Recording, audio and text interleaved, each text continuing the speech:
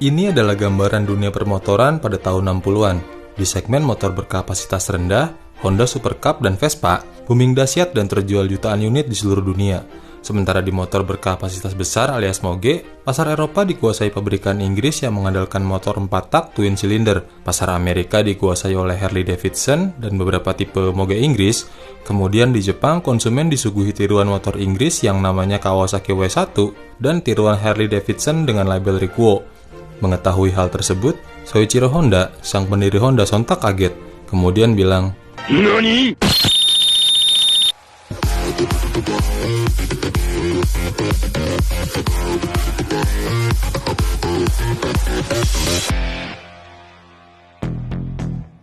Setelah booming Super Cup, Honda sebenarnya sudah punya rencana untuk melanjutkan tren kesuksesan tersebut di segmen motor berkapasitas besar. Tapi sayangnya, rencana tadi salah diartikan oleh empunya pabrik sendiri.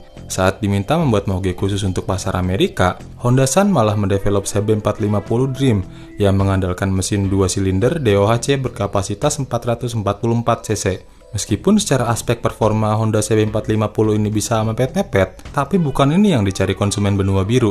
Mereka itu ogah beli CB450 karena ukurannya terlalu kecil. Sayangnya, Honda San tetap kekeh. Menurutnya CB ini sudah cukup untuk menyaingi motor Harley dan Triumph. Hasilnya ya bisa ditebak, nggak laku alias gagal di pasaran.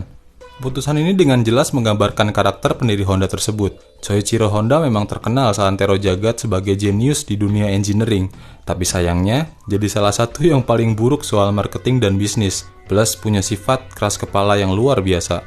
Pada tahun 67, perwakilan Honda Amerika bernama Bob Hansen terbang langsung ke Jepang untuk menemui Soichiro Honda. Bob meminta Honda San membuatkannya motor yang bukan cuma mampu menyaingi Harley, tapi juga mampu mempermalukan pabrikan tuan rumah dan motor-motor asal Inggris. Singkatnya, yang diminta itu adalah King of Motorcycle, atau motor yang paling superior yang mampu dibuat Honda saat itu. Bob Hansen juga bukan tanpa persiapan, karena tanpa alasan yang kuat, Soichiro Honda itu bakal tetap kekeh dengan filosofinya sendiri. Alih-alih, Bob memberitahu Honda akan ada perubahan besar pada regulasi balap motor Amerika yang menaikkan kapasitas maksimum dari 500 cc ke 750 cc. So, dengan membuat motor baru yang kapasitasnya lebih besar, Honda ini bakal bisa ikutan kejuaraan balap nasional Amerika dengan jagoan terbarunya tersebut. So, request kedua pun diminta oleh Bob Hansen. Motor terbaru Honda harus menggunakan teknologi motor balap, khususnya dari motor balap GP Honda yang terkenal overpower saat melawan motor 2 tak sekalipun. Mendengar kata racing, tentu saja Honda San langsung mempelajari request tersebut. Apalagi saat itu Soichiro Honda adalah salah satu orang yang paling percaya dengan slogan "Victory on the racetrack today, sold in the showroom tomorrow", atau menang di sirkuit hari ini, jualan di showroom esok harinya. Membuat palu development moge terbaru Honda ini akhirnya diketok. Yap, kalau kalian mikir keputusannya itu bakal belibet, ternyata cuma gitu doang. Just like that. Yoshiro Harada dipilih sebagai lead development motor baru Honda dengan pengawasan langsung oleh Soichiro. Yes, percaya nggak percaya, semua motor Honda yang lahir di era 60-an dan beberapa di era 70 dan 80-an itu harus mendapat approval langsung dari Soichiro Honda. Tidak semudah itu bikin motor Honda, Ferguson. Gak mau mengecewakan bos besar, Yoshiro Harada langsung terbang ke Amerika Serikat pada musim panas tahun 67 untuk mengamati tren pasar di sana. Kenapa ke Amerika? Karena market Amerika itu adalah tujuan utama calon motor Honda tadi. Penjualan moge di sana itu bisa tembus puluhan ribu unit per tahun, di mana di Jepang sendiri itu paling cuma ratusan unit doang. Setelah melakukan studi, benar saja para bule itu menganggap CB450 terlalu kecil dan ringan. Selain itu, mesinnya juga dinilai terlalu mengutamakan karakter high RPM, sehingga inferior dari sisi torsi. Kombinasikan dua poin tersebut, Honda CB450 pun menjadi bulan-bulanan motor Harley, Norton, dan Triumph yang jelas-jelas sesuai dengan karakter orang Amerika. Pertanyaan pertama terselesaikan. Pertanyaan selanjutnya. Nah, kalau bule itu kepengen motor yang lebih besar, seberapa besar kapasitas mesin yang diinginkan konsumen di sana? 500 cc kayak motor Inggris, 650 cc kayak Kawasaki, atau justru mesin badak 1,1 liter ala Harley Davidson? Pertanyaan ini terjawab beberapa waktu kemudian, karena Triumph dikabarkan sedang menyiapkan mesin 3 silinder berkapasitas 750 cc di Inggris. Nah, deal. Kapasitasnya berarti 750 cc, dengan jumlah silinder yang kalau bisa lebih banyak dari motor buatan Inggris tadi. Sepulangnya Yoshiro Harada ke Jepang, dibentuklah tim development yang berisi sekitar 20 orang. Dan karena motor ini bakal melawan merek raksasa dari Amerika dan Eropa, Honda juga memanggil beberapa engineer balap Grand Prix untuk mengurus sektor permesinan. Kabar baiknya, Honda itu mengundurkan diri dari kejuaraan Grand Prix di tahun 68, so mereka nggak kehabisan stok mekanik. Sisi permesinan adalah yang paling pertama dikerjakan, dengan konsep mesin 4 silinder 750cc yang saat itu sama sekali belum ada di kelas moge non-premium. Dengan pengalaman tim Honda dengan motor sekelas RC166, RC181, dan motor-motor ekstrim lain yang selalu bikin heboh di balapan Grand Prix, sektor ini justru jadi yang paling mudah diselesaikan. Mesin 4 silinder SOHC 8 klep yang baru didevelop Honda ini mampu mengeluarkan tenaga maksimum 68 horsepower, lebih besar dari motor keluaran Inggris, bahkan masih lebih powerful dibanding mesin V-twin 1,3 liter punya Harley Davidson. Mesin ini bakal dikombinasikan dengan struktur frame duplex berbahan baja yang rancang bangunnya itu mirip Honda RC181. Bedanya, sasis ini ditambah cradle untuk menopang ukuran mesin yang jauh lebih besar dan untuk kestabilan motor secara keseluruhan. Apakah semua proses developmentnya berjalan mulus? Ternyata enggak. Ada sebuah problem yang kompleks bagi tim R&D Honda. Dengan power yang sebegitu gedenya, kemampuan rem jadi concern selanjutnya bagi Yoshiro Harada. Saat itu, dirinya dihadapkan dengan dua opsi. Apakah motor ini pakai rem tromol gede yang udah teruji, tapi performanya biasa aja, atau memakai teknologi disc brake yang sama sekali belum ada di motor produksi massal, tapi punya potensi bencana yang ngeri banget. Keputusan ini pun diserahkan langsung pada Soichiro Honda yang memang jauh lebih berpengalaman di bidang engineering. Dan jawaban Honda-san adalah, "Are you kidding me? Siapin disc brake." Tes ini bakal menjadi mimpi buruk bagi tim R&D Honda. Kenapa? Karena Honda-san mengharuskan tes top speed di 200 km per jam, kemudian mengerem sejadi-jadinya sampai berhenti secara terus-menerus seharian penuh, atau sampai test ridernya melambaikan tangan ke kamera gara-gara nggak kuat menahan beban G-force. Menurut Honda-san, tes ini dibutuhkan untuk mengetahui sampai di mana titik lemah rem disc brake. Selain itu, secara nggak langsung, durability mesin juga dites langsung sampai ke titik yang paling ekstrim, karena harus digeber terus-terusan. Berkat ekspertis Honda di bidang metalurgi dan teknologi mesin, proses R&D motor yang satu ini bisa jauh lebih cepat dibanding kompetitor.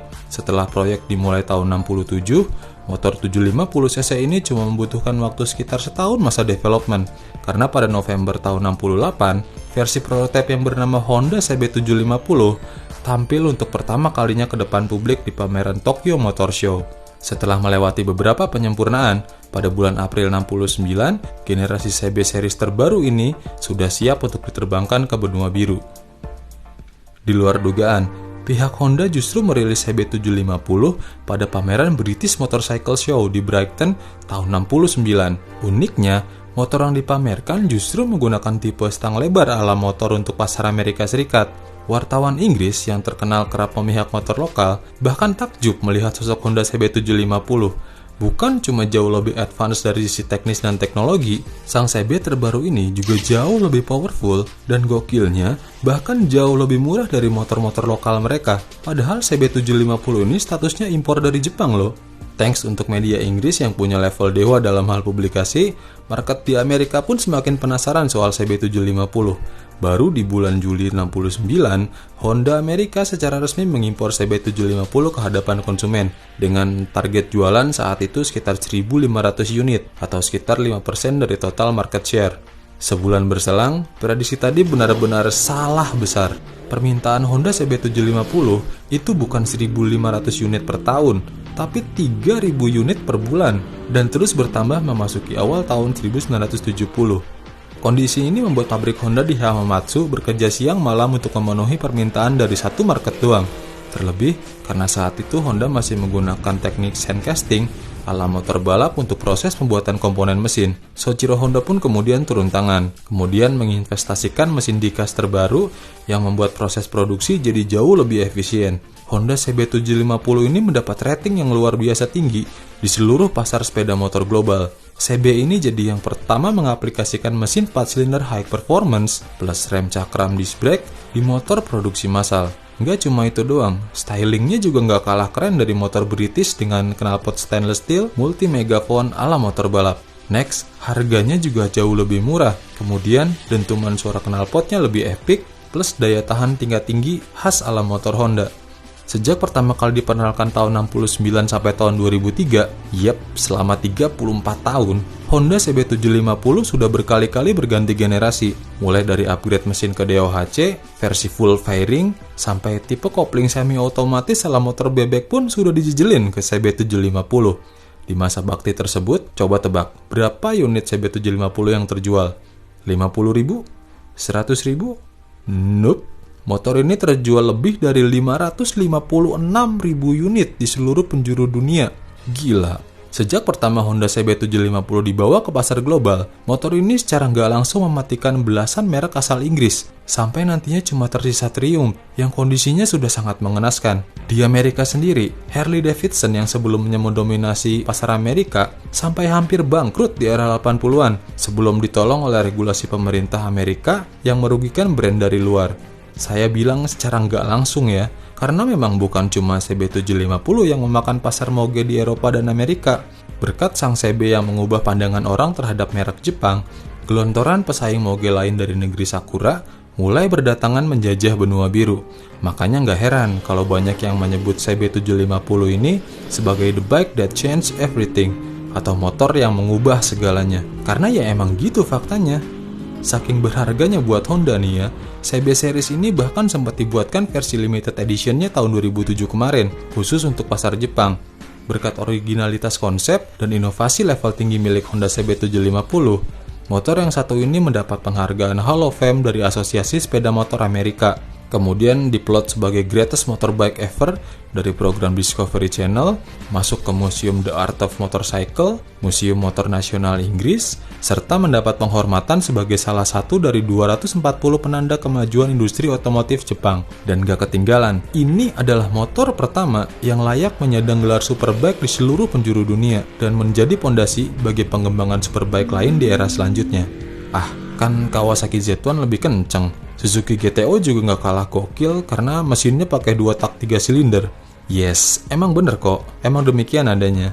Tapi yang perlu dicatat, motor-motor tadi itu diciptakan untuk mengalahkan CB750. Sementara CB750 sendiri, motor ini tuh diciptakan untuk mengubah industri motor dunia, mengubah pandangan pasar global terhadap merek-merek motor dari Jepang, yang sekaligus menjadi jalan pembuka untuk merek Jepang lain bersaing ke pasar global. Tanpa motor ini, percaya deh, kalian gak bakal pernah kenal yang namanya Honda CB.